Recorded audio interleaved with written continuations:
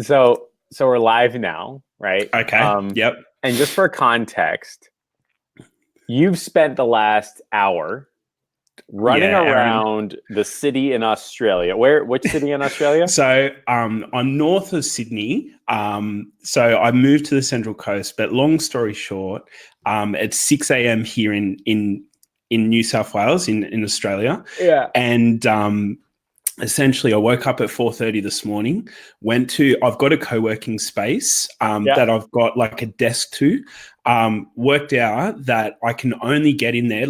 Between now and then, I worked out that I can only get in there at 7 a.m. So an hour ago, while we were chatting and stuff, I then went to Macca's. I was like, I don't want to let Jeff down. So I went to Macca's and I sent you a couple of voice memos going, dude, I know it's noisy as fuck, but like, do you still want to do the interview? Like, I don't want to, I know. Anyway, long story short, it's 6 a.m. I've got to try and keep it sort of on the lowdown, but still, yeah, I'm just back at home in my home office. The only problem is my kids are usually waking up about this time anyway, so it should be fine. So we've gone from like a co-working space that wasn't open, right? Yeah. To what I'm assuming was a fast food restaurant. Yeah, McDonald's. It's McDonald's. I call it Macca's. That's what Aussies call it. Have you never heard that before? I've never heard of Macca's ever in my life. If you speak to any Aussie and you say, do you want to go to Macca's? It's just, do you want to go to McDonald's? That's so funny. So we were going to do the interview at McDonald's.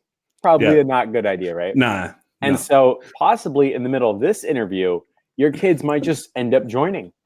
Potentially. We'll see. I don't think they will. But one of their bedrooms is just next door anyway. So that's so all good. Funny. It was just roll with the punches. And no, look, I'm happy to be on. And thanks for having me. Dude, I'm super psyched that you're here. You and I originally got connected, I think like a year or so ago through Andrew Cruzy. Yeah. Right? And that's when I think like you had your agency, but you're trying to take it to the next step or something like that. And I remember, which we're going to talk about in a bit. Yeah. The last voice note I heard was, hey, Andrew, I just landed an $80,000 deal. And I was like, holy shit. Right. Yeah. And it's a really cool journey. It's a really cool story. And what I want is for you to start before you started your agency. Yeah, sure. Because I know you had a full-time job, right? Yeah. Yeah, as of January this year, I had a full-time job. So basically, before that, I was working in an admin-based role for an insurance company, one of the biggest banks here in Australia. And basically, I managed to find a way that I could work from home. So I was literally working from home full-time, which allowed me to I want to share this story as well. Whilst I was working full-time, the way I was able to go out to my meetings, to like all the things that I was doing was our system for our thing.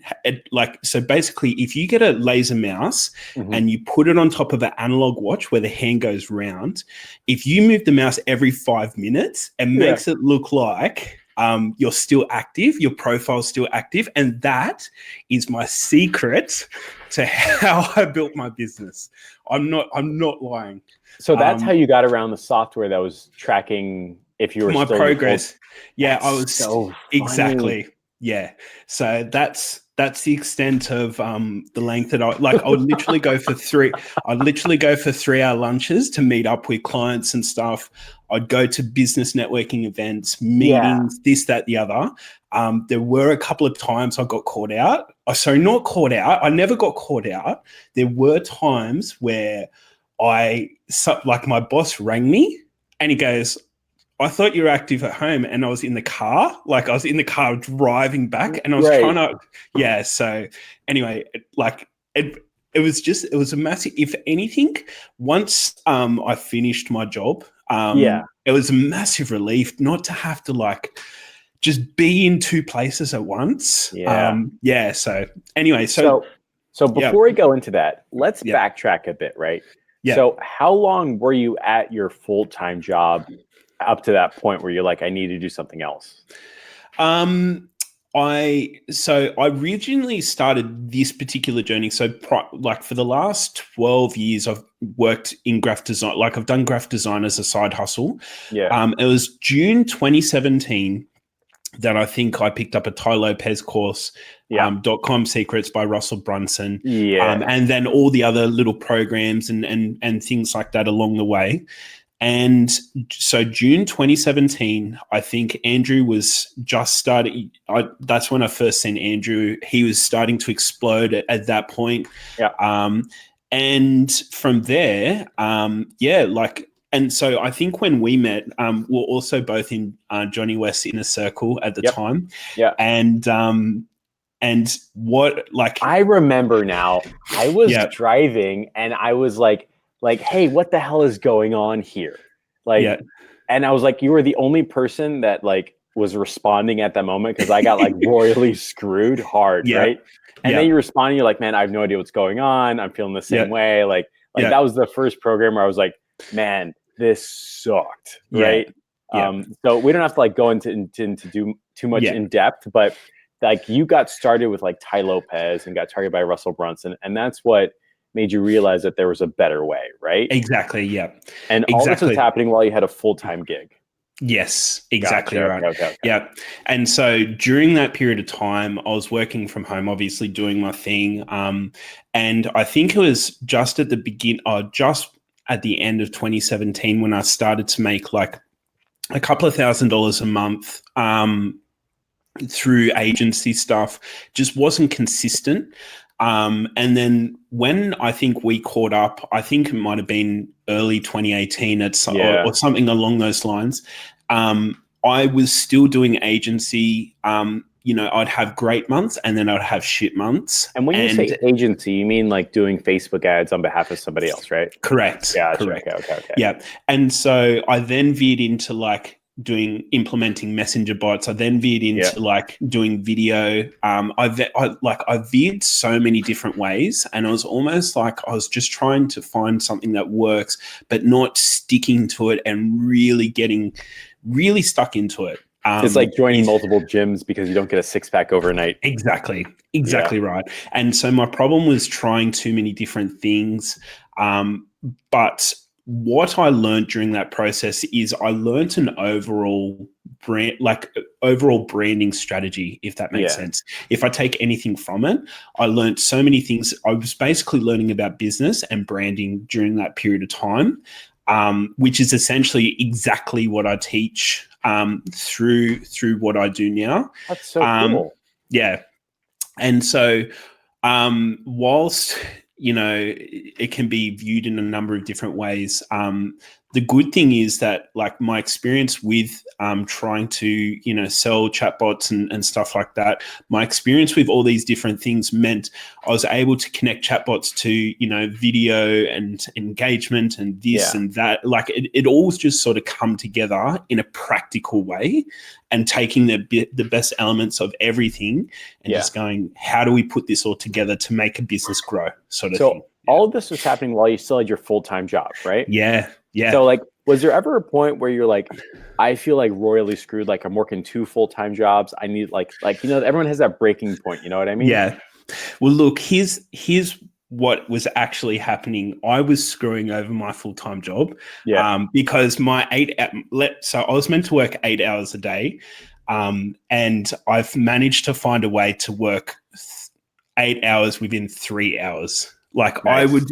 I was doing certain things, like I was cutting some corners and I was doing some things, like I was always fulfilling my job, but the way that I thought I should do it, that's still ticking off my KPIs. And I did the same thing at Intel, right? Yeah. So like they'd give me like a project and I'm like, oh God, I don't know how to do all this. It would take like 24 hours. I'm like, there's got to be somebody with like a PhD that I can pay like $150. So I paid him $150. He did like 3 days worth of work in like 25 minutes. I was like, I'm done. I'm out. Right. And so like I had to walk around stressed. Like this project is taking so much time. Oh my God. I don't know.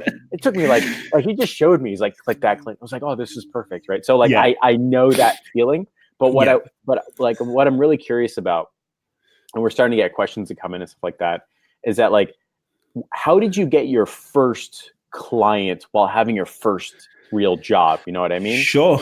I think so. My first ever paying client came from a question in a Facebook group. Nice. And I think it was actually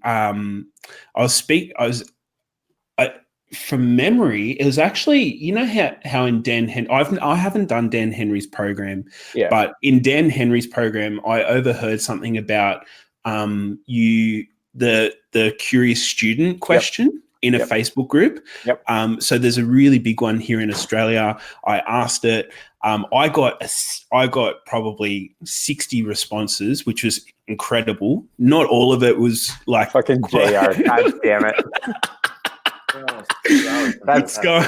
There's Alan Howell. Alan, you want to say hi? Oh shit! What's happening? Live? Yes, we're live. We're live. You're literally ruining my. Oh god, dude, how mad would you be if I just like whipped out my wiener? I would be like 19 people. Do you think that, you'd get a lawsuit? Yes. Or do you think I'd get a lawsuit? Okay. All right. Hey, bro. Both of us. Okay, go back to your space.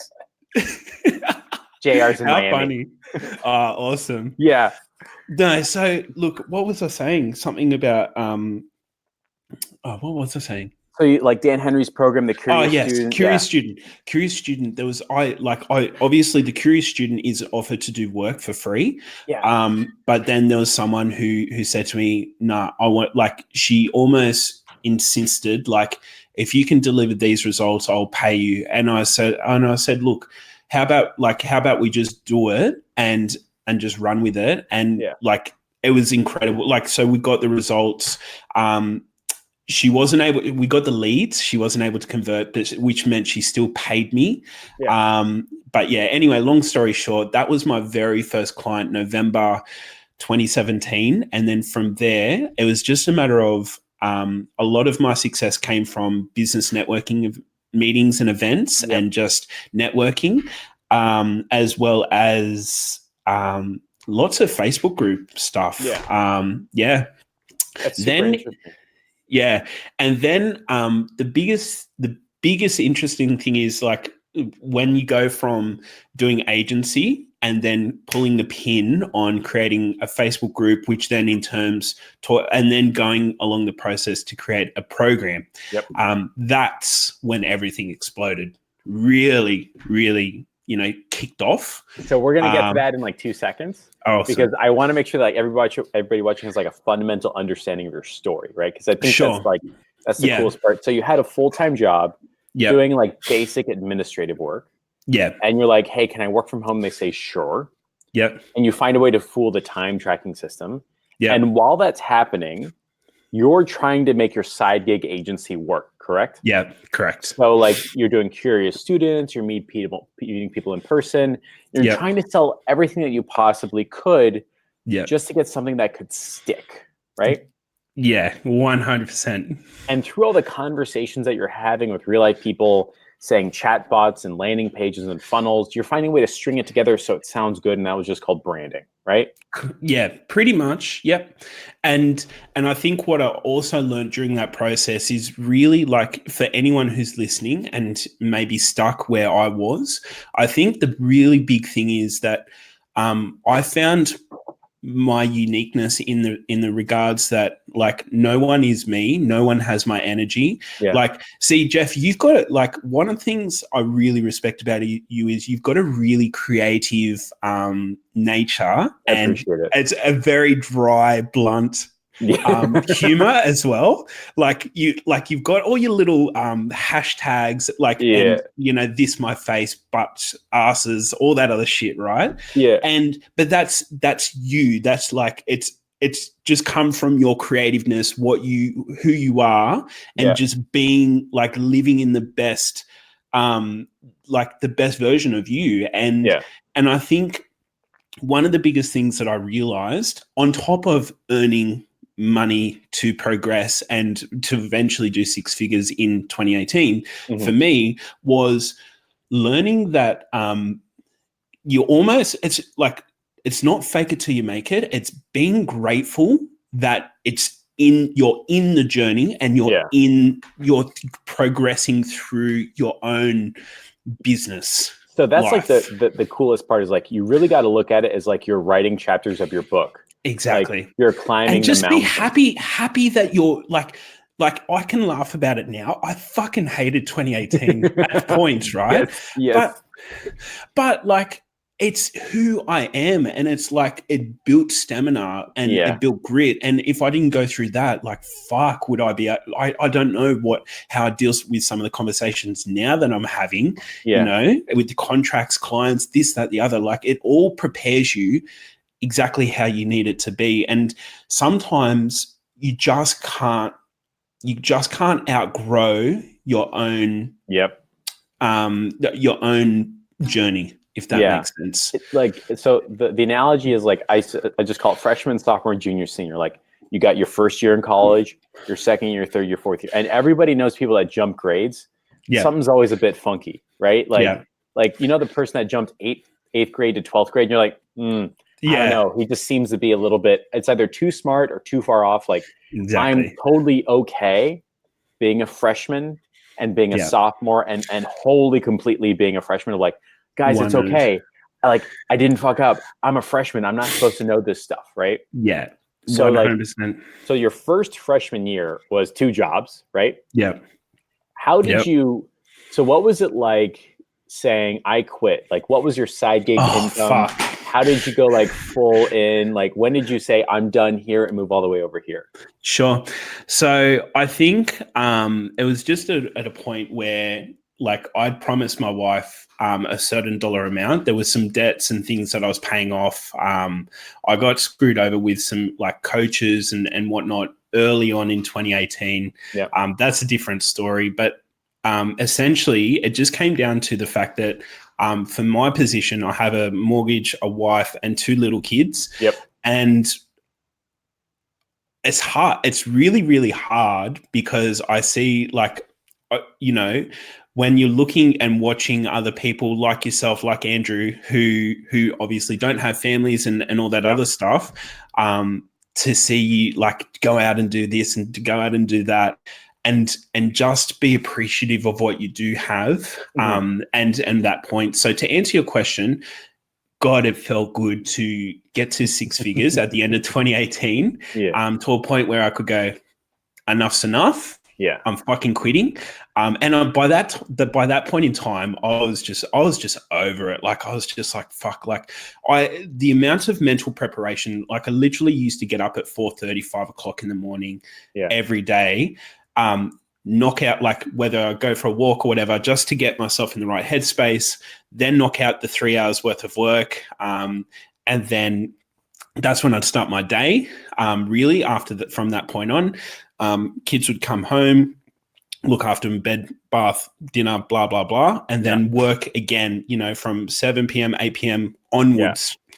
And obviously you're not doing it every single day, but there were days where I would do that.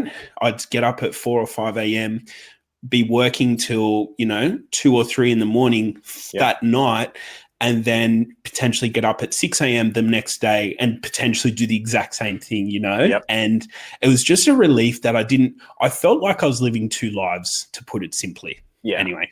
So help me out. So the first year you did your agency, sucked in the beginning, but still got the $100,000 a year, right? So what was like this inflection point with your agency? Like, was it, and we can talk about this in like a couple of seconds. Yeah. Was it like doing like LinkedIn to get people to hit your calendar? Was it meeting people in person? Like, what helped do this, your first year? Yeah. So it was definitely LinkedIn. Yeah. LinkedIn, I was using LinkedIn to funnel people into my Facebook group. Cool. So I know, and so I like, one of the biggest things that Andrew and like you obviously have adapted as well, is obviously building a community. Yeah. A Facebook community. No, community is good. Yeah. I could see the value in it. Yeah. And then so from there, I was basically using LinkedIn which, by the way, I don't know if you use LinkedIn, but you can get some of the most qualified people. So that's a side note. But so I am looking for we've got a cold email course coming out, right? Like a masterclass, and then after that, we're trying to figure out like a LinkedIn thing. So we'll talk about that in a bit. But yeah, dude. Yeah. Oh, all right. Yeah. Side note. Anyway, LinkedIn was basically one of the biggest things that helped me on top of all the normal stuff that you're doing in your Facebook group, like posts, content, all that other stuff to build that community. So whilst all of that is happening, it was basically my Facebook group that was the centerpiece of everything. And then the agency started to flow. I obviously built out a program out the back of it, was doing masterclasses and different things. But this is, if it's okay, this is where I really got the social proof to attract an $80,000 contract. Okay. So that's what we're going to talk about right now. Right. So so you started doing LinkedIn for client acquisition, right? Correct. Yeah. That was like the holy shit, this is working thing, right? Yeah. And we're not going to talk about like how LinkedIn works or like the phone calls or like the follow up. But the point is that like you found, like, for some people it's paid ads, for some people it's cold email, some people's networking. You're like LinkedIn automation. That's it, right? And then you started getting proof, and then stuff started happening. How the hell did you get an $80,000 deal? Right. So I think, all right. So the dude who handed me the contract, originally he's someone, funny enough, I approached him at the end of 2017 and I think, or maybe even beginning of 2018. And I approached him to do some Facebook Messenger stuff. And it was like, because he's a real estate agent, he's a principal, which means he owns a real estate agency with his business partner. I offered him some basic stuff to do with Messenger. He at the time just goes, nut. And funny enough, he actually came back to me and he goes, why would I hire you if you don't even, I've got a bigger following on Instagram and Facebook than you do on my Facebook page. And that was his reasoning, as like, and I was trying to sit there and go, but it doesn't matter about your following, you know, it's about the amount of money that's coming through. He would not listen, right? I interviewed him in my Facebook group when I first started it. He's always been a good mate of mine because he in fact was my manager 5 or 6 years ago when I worked for a different company in sales and whatnot. And at the end of the year, because we just kept in contact and whatnot, he'd been following my journey from zero to hero. So that's, as a side note, for everybody watching, you 100% have to document your journey. You have that stuff on your personal page, right? Like on your Facebook group, you found ways to tell people where you were, what you were doing. And fundamentally, the reason why that's important is because everybody wants to reward the work part. Like you're working hard. I get it. I can reward that and move you forward. I've landed $10,000 deals that have lasted 3, 4, and 5 months, $10,000 each month, because people scroll through it and go, he's worth it. And it's about putting in the work and documenting it. So go on. Exactly right. And then so by the end, once I'd left my job and everything else, shortly after that, we were just catching up for coffee and I was just explaining like what my goals are. And this is literally how the contract came about. We're sitting in his car, grabbing coffee, whatnot, and we're literally having a conversation like you and I are now, talking about this is what I want to do in this year. And what I said to him was, I want to work with 2 people, just strictly 2, and I want to look after everything. So all the things that I'd been dabbling in, what had worked, what hadn't, That's why it makes so much sense. Yeah. Like, because you've done a little bit of everything and you want to work in depth with only a couple people. Correct. Got it. Correct. Okay, go on. Yeah. And so by that point, I said I was talking about video, I was talking about Instagram, I was talking about all this stuff. And he was just listening and he was just asking questions. And I thought he was just asking questions just because he's interested as a mate, like as a friend. And then he just got to the point where he's like, well, how do you, and then he started asking like, well, how do you measure that? How, like, what would, and he started asking so how can I qualify this in a business sense? And I said to him, I'd be charging, like for what I'm talking about, I'd be charging minimum, $8 to $10,000 a month because it's fucking like, it's, really big. And so I can see him clicking over. And by this point in time, I've realized that he's really interested. He's then come back to me and said, like, what if you do that for me? And I was like, no, and so here's the thing. I said no 3 times before I said yes.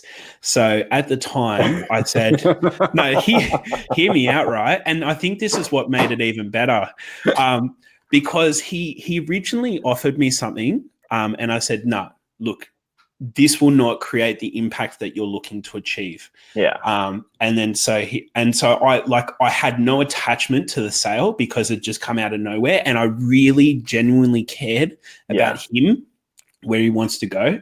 And basically the 3 no's was me basically setting the terms of just saying, you know what, I'm not going to undervalue what I can offer in this situation. I know that, and he's like, so long story short, we basically in the car came up with an agreement, and then it got contractualized probably a week later. And all right, so before we go into that, you're in the car, you're like, if I was going to do all this for somebody, it'd be like 8 to 10 grand. He's asking, how do you measure it? And then he says, could you do that for me? And you said no, right? Yeah, because he, at the time, there were things that he for example, real estate agents in general are like, they're so fucking, I'm trying to look for the most respectful word whilst also calling it what it is. Yeah. But anyway, he's very tight with money, but he's also money hungry, obviously. Yeah. And so I just said he was like, I want set and forget. And I was like, but you need to still be somewhat involved in this process. Like I will look after this, but I need your commitment on, these aspects, because I'm essentially building a brand through this process. Yeah. And so that's where the 3 no's came in, because he wanted to do it a certain way. And I just said, no, it can't happen that way. It needs to happen this way. So he disagreed with the way you would do your job. Is that fair to say? He just wanted me to do it and just make him money, right? Yeah. And I said to him that building a brand is more, especially a personal brand, is more than just throwing money at someone and just expecting results. Yep. I explained to him about document exactly like you're talking about, documenting your own story, sharing your own personal journeys, your flaws and things like that, especially for a real estate agent, who, sales agents who have massive pride in what they do. It's really hard. And so I think this is what makes the agreement so amazing, is because we both just came to this point where he completely understood exactly what I was trying to offer. Yeah. And he was willing, for the first time that in my life that I've ever known him, he was willing to pay top dollar for it. Fantastic. And so that was the incredible part about it. But you also had 2 more no's, right? So the first no was because he just wanted to do no work and just get rich, right? And you're like, that's not how this works. Yep. Was there a second no? Yeah, there was a second no, and that was he only wanted to pay me 50,000, I think. Yeah. And I was like, nah. Yeah. And then last but not least, the third no was he wanted me to be in the office 5 days a week. And I was like, no. This, like I said, I've then going to everything else that I do, I'm basically jumping into another full-time job. Yeah.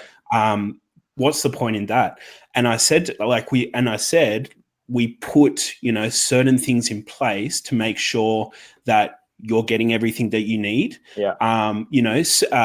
Certain milestones and things like that. And from that, we then, and then guys, we both came to this agreement. It was both going to work for me. I put a non-disclosure clause sorry, I'm not allowed to work with any other real estate agents one-on-one. So I think that's really, really cool, by the way, because that's a really awesome opportunity to just charge a lot for what you couldn't have gotten or didn't want anyway. Exactly. This guy's paying you $80K. You're probably not going to risk that by working with another real estate agent. Exactly. Right? You might as well just put it on paper and have him be more confident in hiring you in the first place. 100%. Yeah. Yeah. And so they're the 3 no's was the way that we do it. Yeah. The amount and the time. actually coming in and whatnot. And so we found the perfect mixture of all. Yeah. And so we set certain milestones at 3 months, 6 months, 9 months. And it's really that's basically how it's been working, and it's been good ever since. We've come into some hiccups since then, but like everything's working exactly as it needs to anyway. Like we're exceeding our targets. Yeah. They're extremely happy. And we've also found some other opportunities as well that we initially didn't see. So I'm pretty sure someone's going to ask this. And guys, if you want to ask questions, now's the time. And I think this is a really cool conversation to have. So can you help me understand what you're doing in exchange for $80,000? Because whether it's like 3 months or 12 months, it's less about the time and more about what you're doing in exchange for money. So can you talk about what this guy's getting for like $80K? Yeah, sure. So essentially it's just management of everything, including, I'm basically coaching him through opportunities organically in Facebook groups. Mm-hmm. We're talking about, I'm running his Facebook ads, which includes, an ad spend budget. Yep. So I'm managing that, testing out campaigns. I come in and we do 8 videos every month as well. So those are like you've seen my 90-second marketing videos, so they're kind of like that, right? Exactly. Perfect. Exactly right. Perfect. And so so those videos are being pushed out to YouTube. They've been, he's got an IGTV channel. He's also obviously going out to his Facebook page, his Instagram page. We're also doing Instagram stories. Yeah. All the bits and pieces with chatbots, building out or any landing pages and things like that for the specific campaigns that he needs, utilizing LinkedIn, all the LinkedIn automation. Yeah. So again, just almost taking what was working for me effectively and putting it in place for him. So these are all the things you tried, dicked around with, got success, didn't, but drove a narrative that works, right? Correct. Yeah. So for everybody watching who's looking back and saying, oh, I tried this, it didn't work. Oh, I tried that, it didn't work. Alan is literally saying, well, it could work for somebody else. Yeah. And as long as you're experimenting, you can add that to your tool belt and then sell that as a package, because shit works differently for different people at different times, right? 100%. So this guy's getting Facebook ads with a dedicated budget that he pays for. He's getting 90-second videos that you push then to Instagram and YouTube, right? He's probably getting some coaching alongside of it, what to do. You're building out his Facebook group, right? You're telling him what to say, not to say, how to say it, all of that. So he's effectively got like a chief marketing officer that is you. As remotely working from, in and out of the office. We've also looked at like their letterbox drops and things like that. So letterbox drops is probably one of the most effective things. As great as social media is, there's still things that work in the modern day, especially for real estate. And one of those things is like the call to action on the little pieces of paper that they put in letterboxes. And being able to track that, retarget it, and all those amazing things during that process as well. Fantastic. So are you putting Facebook ads as like an engagement campaign or views campaign to his 90-second videos? Is that what you're doing? Exactly. Video views. Getting engagement through there, then retargeting. And obviously, as you know, Jeff, like retargeting's where majority of the money is. And it's really just the fact that, especially here in Australia, the market has taken a real dip this year. At the end of last year towards, towards this year as well. And without going too far into it, with the election, there was a recent election here in Australia, and some rates and a whole stack of other boring, stupid shit. Just means that like, what I'm trying to get at is there's a lot of real estate agents who are leaving the industry because it's the hard part of like here in Australia. And I was saying to him like and applauding him because he's essentially putting his foot on the gas instead of putting it on the brake. And for that reason, he's standing out a lot more. And like he comes back to me all the time and says like, you know, my competitors are watching me so hard. Perfect. Like one time they picked up a spelling mistake that I did, and all this other stuff. But we both know that like people are watching him and stuff like that anyway. So yeah. That's fantastic. We have a question from Ignacio. Yeah. Ignacio says, if you were to start all over again, what would you do different? What would you do more? What would you do less of? If you had to repeat your journey, what would it look like? All right. So the two things that worked for me starting out were being really, really present in other people's Facebook groups, as well as building my own, and LinkedIn automation. I cannot stress how LinkedIn has helped me. Even to this day, like I run in-person events, I do webinars and stuff like that. And generally about 60 to 70% of sales or tickets or leads or whatever come from LinkedIn. No shit. Yes. That's crazy. Yeah. Like I'd say 20% of it, like just depending on the campaign and whatnot, it might be 15 to 20% comes from Facebook ads, and then the rest comes from my own personal following or presence and things. So I think it was interesting because you just mentioned in-person events, right? Yeah. So help me understand this. So you're doing in-person events for client acquisition. What are you teaching? How does that work for you? Perfect. So that's what I'm doing now. Now that I'm out of my full-time job and I don't have to live this double life, the first thing that I did was start running in-person events. Yeah. And I think for if I could go back and tell myself to do in-person events and just get the balls to just run your own event, I would have done that. But in-person events, running your own event, whether it's a free or potentially even having like a VIP paid part of your event, which then leads into a boot camp, which I have with the way that I structure my stuff. I'll have a boot camp where we implement like LinkedIn automation, some fundamental tech stuff that needs to be implemented immediately, and then have 12 weeks worth of coaching and tweaking and all that other good stuff as well. So this is another theme, which is all the stuff you've dicked around with in the past, had success with, didn't have success with. You're saying, ladies and gents, here's the toolbox. Here's all the other stuff you can do, and maybe you'll have better success with it. And I'll just teach you while we're doing it, right? Yeah. 100%. And you just happen to be doing it in person. So if I'm understanding correctly, well, let me ask you this. Are you getting like clients from your in-person networking events driven by LinkedIn automation? Yeah, let's like so LinkedIn is generating 60% of my entire business revenue. Worked it all out. Yeah.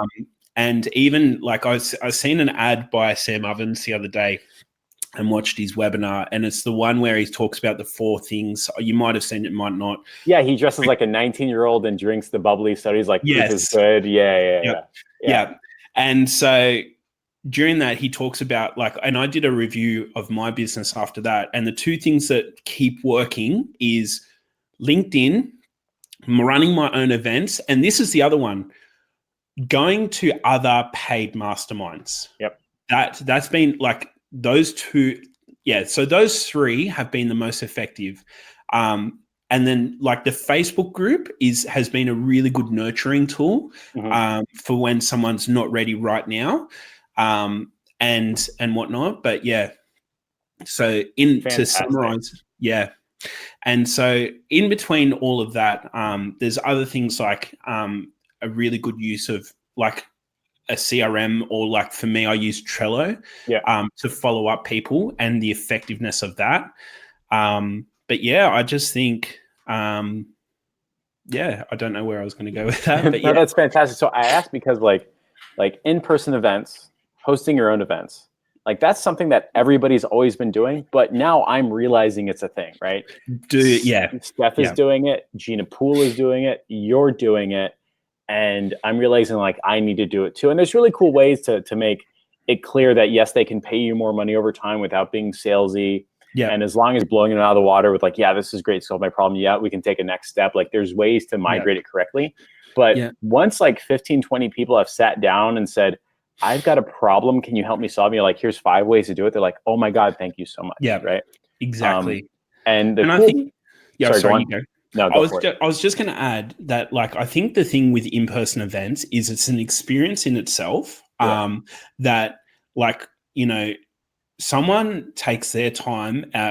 Let's say it's a 2 or 3 hour event, and they allocate that time. So not only do you have their undivided fucking attention during that period of time, if you come across as authentic, someone that's trustworthy, and you genuinely want to add value during that process, whilst, you know, providing enough value and knowing that I have a solution that's going to be more than just hyping up in this 2 to 3 hours. This is what it looks like in the form of an offer. I think and I think because we've got like a little taste of this, a little taste of that with social media, like, you know, we run so much impulsively on different things, but to actually stop and dedicate this time for my business, my growth, it makes complete sense. We've got a pretty cool question by James McConnell. It says, so I'm an engineer at a company working 9 to 5, just like you were, right? Yeah. Making $80K a year. In any other world, that would be just good enough, but James really wants to make that number bigger, right? Which I totally understand, right? He says, how do you make the transition from full-time into marketing? And he's struggling right now with time management. And that's something you experienced, right? Yeah. Look, here's the thing is I was lucky enough that I could screw the system and work 3 hours a day on my 8 hour a day job and still get away with it to some degree. I know for a fact that there's people who will travel 1 to 2 hours to get to work, 1 to 2 hours to come home, 8 hours in the middle. And equivalently, 12 hours of their day is taken up on working for, you know, 80 grand or whatever the case is. Yeah. I was lucky enough to find a way to not have to do that. I had time on my side. But if I was in that, I'd obviously just the allocated time would just be a lot less. Which means that your learning may be a little bit less. But again, just like, here's the thing, and you know this, Jeff, is that you can't, like, if you have a goal, you have something that you're striving towards, and that's the only thing that's important to you in your life, then you need to, like, you will just do whatever it fucking takes to get there. Like, and if that requires you to have a couple of hours sleep on a couple of nights a week because you're grinding and you're happy and you're doing what you really want to do, just find a way. Like, I think the other thing was that I used to go around telling people, like, I just started out in business because I felt that I needed to be upfront with that. But the thing is, people don't care about a lot of the things that you think they care about. What they care about is obviously the result. All they want to know is, can you give me the result? Yeah. Do I trust you enough to get me there? You know, that's all. Like, everything else, just like, you've just almost got to put yourself in their shoes and just go, what do they want? Like, what can I deliver based on what they want? So I want to say that your story, Alan, and James's challenge is not unique. Almost everybody in the world starts out with a full-time job. Like, very few people are like, hey, I graduated from college and went straight into agency and made $1 million. It's not like a thing, right? And so it's this weird transition where you really cut your teeth and you learn how to effort, right? Yeah. And there's people like Alan, but there's also people like Steve Aquino. And there's a lot of people that I know of. And what they've done, James, and you can take action on this right now, is on the weekends, they're devoting 4 or 5 hours to saying, I'm going to do everything I can to make so much money with my marketing, or take steps to make so much money in my marketing that I can quit my job in 3, 6, 9 months. Yeah. And honestly, James, like, maybe your like quit my job numbers like 50, 60, 70K, as long as it's moving in the right direction, right? Yeah. And so you can do things like value videos. I mean, I call them Ravi videos because that's how he taught me. But there are people that I know that I work with. They started off with a full-time job. They just did Saturday agency work, right? Yeah. You can't do 7 days. You probably can't do 5 days, but you can do at least a Saturday, right? Yeah. And that means it'll take longer, but you'll still have that curve, right? Yeah. And so 100%. It's totally doable. Before we go into that, I do want to say that, guys, if you, Alan has agreed to 3 15-minute strategy sessions, right? Yep, that's right. Yep. Cool. So if you want to talk to Alan and have like a one-on-one and talk more about like what he's doing in exchange for the 80 grand, LinkedIn automation, his story and all that stuff, just hashtag Alan my face. And I'll name the 3 people on the live, but I'm going to keep hitting up these questions if that's okay with everybody. Yeah, perfect. Scott says, what does your LinkedIn automation look like at a high level? Churning through the numbers. See, here's the thing is I think look at like with any sort of automation, you've got to try and make it as personable as possible, as if you are taking the time to write, messages and whatnot. So at a high level, it's connecting really like with a nice, friendly message. Yeah.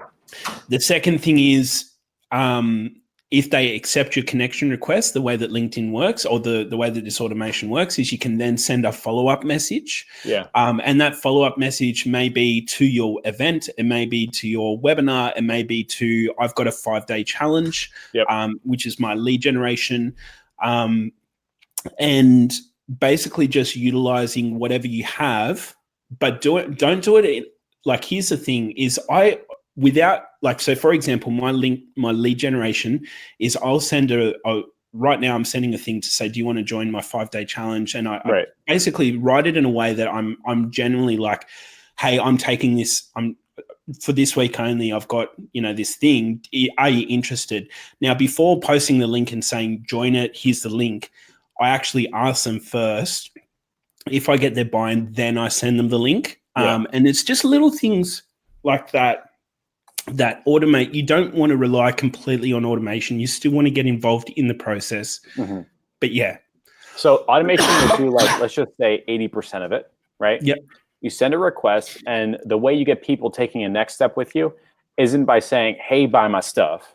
Isn't by saying, feel free to hit my calendar. You've got a 5-day challenge, which is easy for them to do. You don't really have to follow up, and really indoctrinates them or makes them take a next step. So you've got like a 5-day thing. Is that correct? 100%. And then obviously like the 5-day thing brings them into Messenger. And then it also subscribes them to my email list.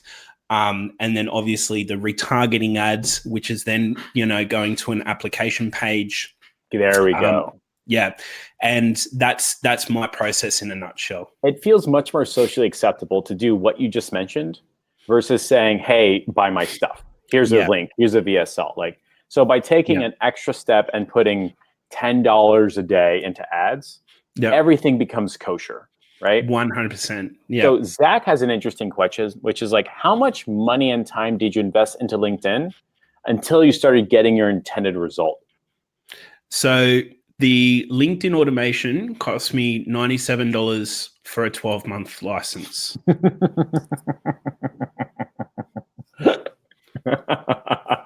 $80,000 a year fucking contract because of $97 a year tool.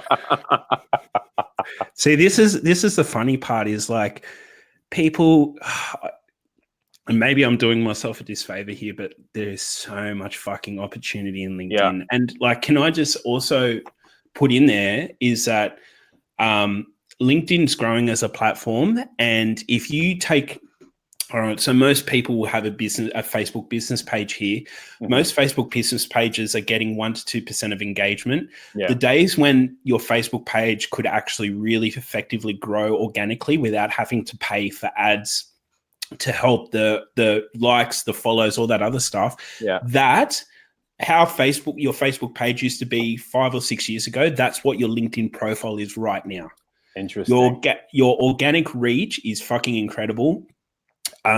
You can reach decision makers with like voice memos, with, a simple message. I don't know what to say other than it's one of the most effective tools available today. That's absolutely fantastic. We're running down to the last 10 minutes. I do want to say Ferrari Watts, Ignacio, who asked a question earlier, and Joe Samudo. Oh, sorry, Joe. I can't get it. I'm going to intro you to Alan, and you guys can get like the 15-minute strategy session. Alan will either do separate or a group. It's up to him. But that's absolutely fantastic. And LinkedIn, it's LinkedIn Helper. Is that correct? Yeah, Linked Helper is the automation tool that I use. Yeah. That's absolutely fantastic. And you can't just use the automation tool and expect the result. You've got other stuff along the way. Like you've got a DSL that works and ads and a 5-day challenge and an offer. You've actually got to be a decent human being. Yeah. You can't just be selling shit on the internet, right? Yeah, exactly right. And this is where it comes to, like, I think over a course of a period of time, not only do you grow in your own confidence to and an ability to be able to service something, but also through the results and looking at what's working and what's not during that process as well. That's absolutely fantastic. It's been amazing seeing you go from I have a shitty full-time job to now, like you mentioned, like you hired your wife, you work on the beach, all this stuff is like mostly automatic. Yeah, like just 3 months ago, because I'm no longer location dependent, like I still travel down to the real estate agency to do the filming and everything else, but everything else is just working. My wife's actually helping with that contract as well. And it's all, it's just like the thing I want to say and suggest, and like it's, some people may be watching who have families and have situations and circumstances that are holding them back from just going all in, and responsibilities as adults, right? Fucking adulting. But like I just want to say, like, you may not be able to work the same way that someone else can, but just like we talked about before, just incremental steps. And just, I think the most important thing is be fucking grateful that you even have this opportunity in the first place, that you have clients, that you are getting paid, that you are moving closer towards whatever it is that you want to do. And I know that's hard in the shit of things, but the more that you can be grateful for what you do have, the more that like goodness just attracts to you like a magnet. It seems like the going theme is realizing like you can't go 0 to 60 in 3 seconds. Life will get in the way. But as long as you're moving forward, you will be further along than where you were a week ago, 100%. a year ago, or 10 years ago. And I see this with a relationship to people that want to be healthy or lose weight. Like, I can't go to the gym for an hour a day, so I'm not even going to try. It's like, we'll go for 10 minutes, right? Like, exactly. Have the incremental improvement. Exactly. So this has been an awesome interview. I'm going to introduce the 3 people again: Ferrari, Ignacio, and Joe. Look out for a PM. I'll introduce you to Alan, all that. It's been absolutely fantastic. And as like an outgoing remark, is there anything like you like to communicate to everybody who's just starting their journey or like about to quit their job or something like that? Just the one thing that I see when I interviewed you and everyone else that I speak to who has some measurable success from 0 to hero is everyone backed themselves at some point in time. And if you can really just back yourself, whatever that means to you, in regards to like trusting your ability, trusting that it will be okay regardless of whether it works out or not, that's where it starts, is backing yourself. Fantastic. So this has been Alan. It's now 5 in the morning. It's now 7. It's almost 7 a.m. It's almost 7 a.m. All right, Alan, don't hang up. We're going to debrief after. But everyone, thanks so much for joining. Catch you guys.